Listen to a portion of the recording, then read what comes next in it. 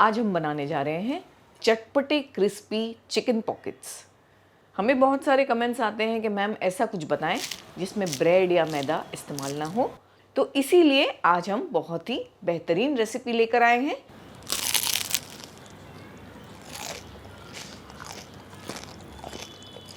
अस्सलाम वालेकुम, welcome to cooking with Benazir. मैं बेनज़ीर हूँ और अगर आप सिंपल और आसान रेसिपीज़ ढूंढ रहे हैं तो आप बिल्कुल सही जगह पर आए हैं। और अगर आप हमारे चैनल पर पहली बार आए हैं तो हमारी आपसे रिक्वेस्ट है कि हमारे चैनल को ज़रूर सब्सक्राइब कीजिएगा, क्योंकि आपको हमारी रेसिपीज़ इंशाल्लाह बहुत पसंद आने वाली है। कुकिंग विद बेनज़ीर, सिर्फ जायका नहीं जज्बात भी। तो चलिए रेसिपी स्टार्ट करते हैं। सबसे पहले हमने ले लिया 1 टेबलस्पून ऑयल एक पैन में।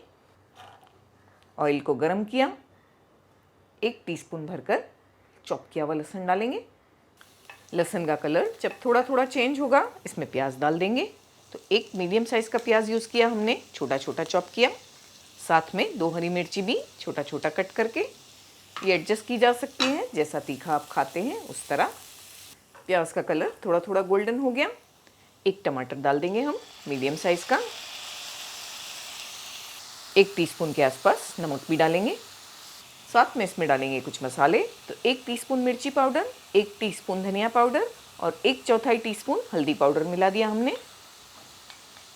अच्छा सा मिक्स देके 3 से 4 मिनट पकाएंगे टमाटरों के गलने तक।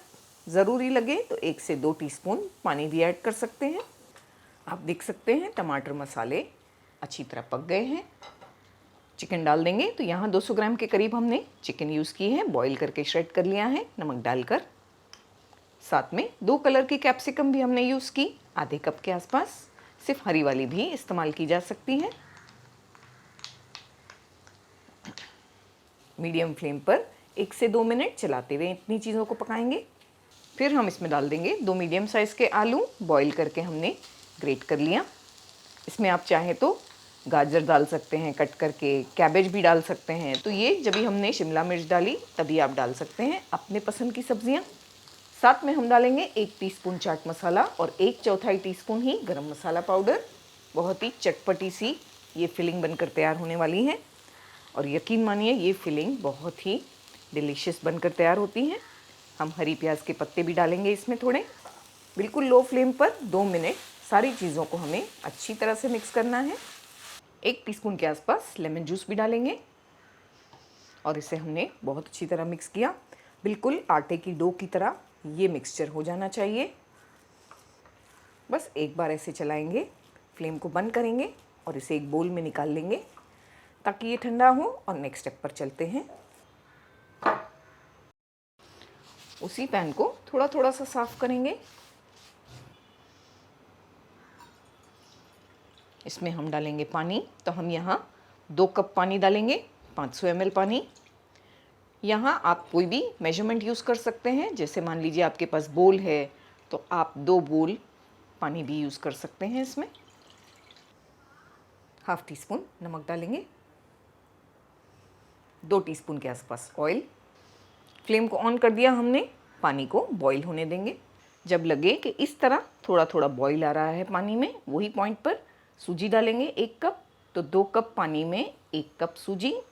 तो जो किसी भी मेजरमेंट आप इस्तेमाल करके यूज़ कर रहे हैं वो हिसाब से लें। अगर 2 बोल पानी तो 1 बोल भरकर सूजी।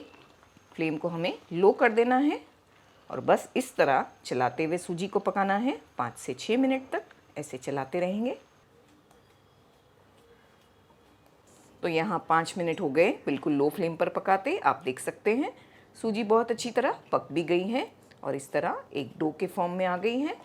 बस यही पॉइंट तक पकाएंगे। फ्लेम को बंद करेंगे, इसे इसमें कवर करके रख देंगे 5 मिनट तक। तो यहाँ हमारा मिक्सचर भी अच्छी तरह ठंडा हो गया। इतनी देर में एक बार इसे मिक्स कर लेंगे। ये मिक्सचर में आप चाहें तो चीज़ मिक्स कर सकते हैं अगर आप पसंद करते हैं। थोड़ा सा मिक्सचर हम लेंगे, हाथों पर रखकर फ्लैट करेंगे और फिर इस तरह से एक स्क्वायर शेप दे देंगे इसका। ऐसा ज़रूरी नहीं है कि आप भी इसे स्क्वायर शेप में बनाएं, आप चाहें तो सिंपल राउंड भी बना सकते हैं।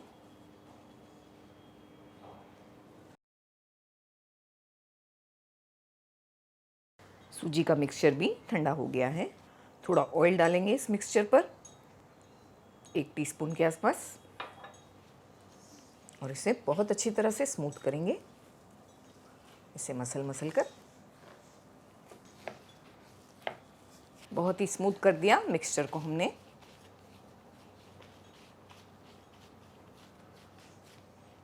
इसमें से एक बॉल निकालेंगे।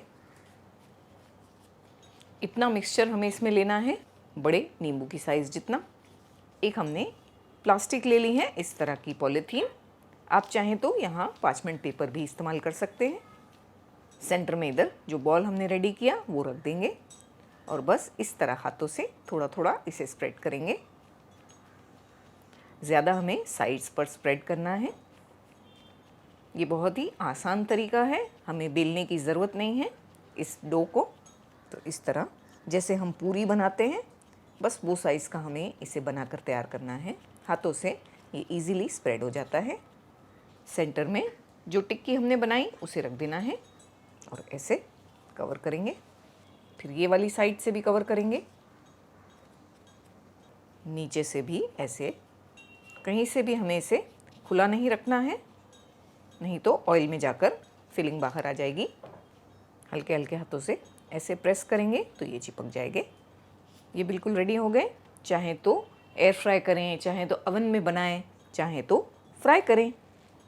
इतने मिक्सचर में हमने 15 पार्सल्स बनाकर तैयार किए हैं। इसी तरह इन्हें स्टोर भी किया जा सकता है। पहले जैसे ये हैं वैसे ही फ्रीज़ कर दें।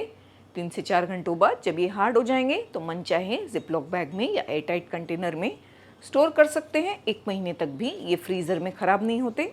ऑयल को हमने मीडियम गर्म करना है, मीडियम फ्लेम पर इन्हें फ्राई करके निकालना है।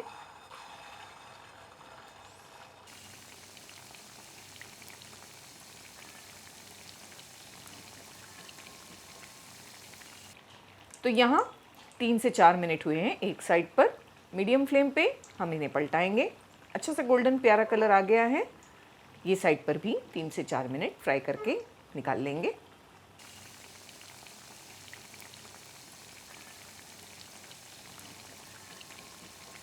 बहुत अच्छा गोल्डन ब्राउन कलर आ गया है, निकाल लेंगे।